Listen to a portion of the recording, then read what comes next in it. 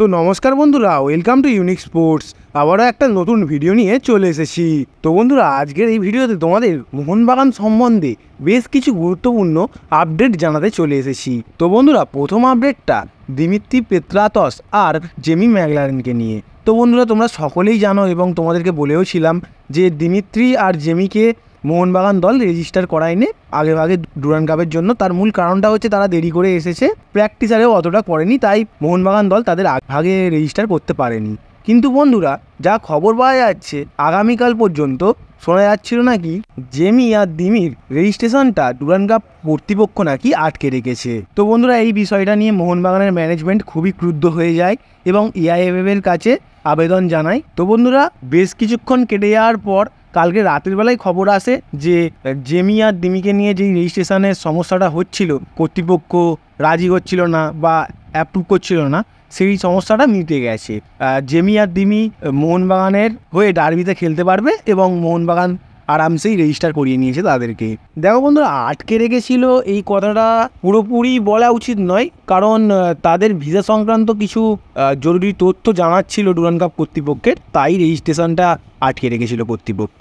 তো বন্ধুরা, সমস্যাটা তো আপাতত মিটে গেছে, আর তোমরা হয়তো ডুরান্ড কাপের ডার্বিতে তাদেরকে দেখতেও পাবে। আর তোমরা তাদেরকে ডুরান্ড কাপে দেখতে পেলে কতটা খুশি হবে তা তোমরা কমেন্টে জানাতে ভুলো না।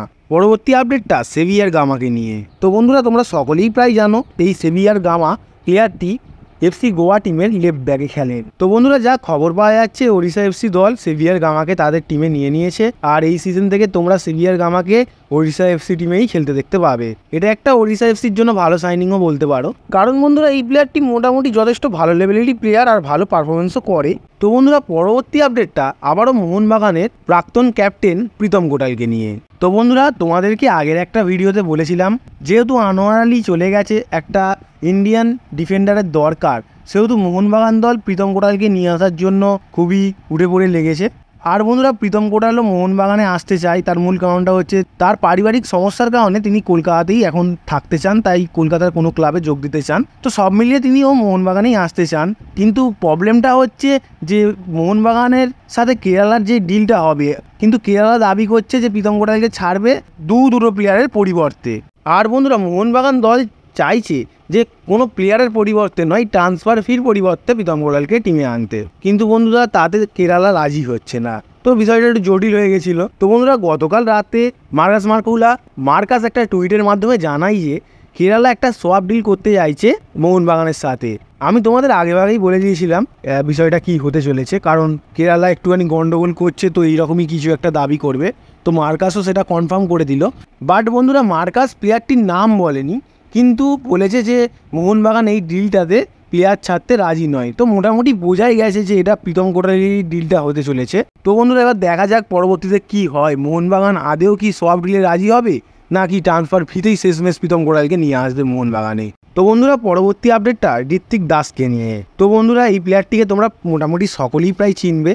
এই প্লেয়ারটি জামশেদপুর এফসির উইংয়ে খেলে থাকে, যথেষ্ট ভালো লেভেলেরও প্লেয়ার। আর বন্ধুরা, এই প্লেয়ারটি 2 বছর আগে দুর্দান্ত পারফরমেন্স করে তার কোয়ালিটিও দেখিয়ে দিয়েছে। তো বন্ধুরা, এই প্লেয়ারটিকে নিতে আগ্রহী রয়েছে ওড়িশা এবং চেন্নাইন এফসি দল। দেখার বিষয় হচ্ছে যে এই প্লেয়ারটি আদেও কোন টিমে সাইন করবে।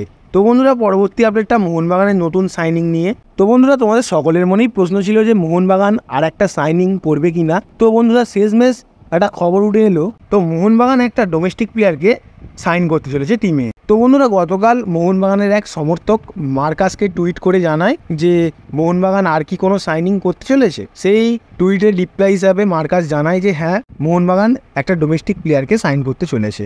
আর বন্ধুরা, সেই সাইনিংটা ট্রান্সফার উইন্ডোর লাস্ট উইকে হতে চলেছে। তো বন্ধুরা, এবার দেখার বিষয় হচ্ছে যে মোহনবাগান কোন পজিশনের প্লেয়ারটিকে নিয়ে আসে, কারণ ডিফেন্ডারও হতে পারে বা অন্য কোনো পজিশনেও খেলতে পারে প্লেয়ারটি, বাট এটাও হতে পারে যে মোহনবাগানের কাছে 7 নম্বর জার্সিটা আছে। তো বন্ধুরা, এবার দেখার বিষয় হচ্ছে যে মোহনবাগান দল আদেও কোনো ডিফেন্ডার আনবে নাকি 7 নম্বর জার্সিটাকে পড়ানোর জন্য কোনো স্ট্রাইকার বা ফরওয়ার্ডের প্লেয়ার আনবে, এটাই দেখার বিষয় রয়েছে। তো বন্ধুরা, আজকের ভিডিওটা এতটুকুই। ভালো লাগলে লাইক করো, আর চ্যানেল নতুন হলে সাবস্ক্রাইব করে নাও। আর বন্ধুরা, তোমাদের মধ্যে কোন পজিশনের প্লেয়ার আসতে পারে তা তোমরা কমেন্টে জানাও।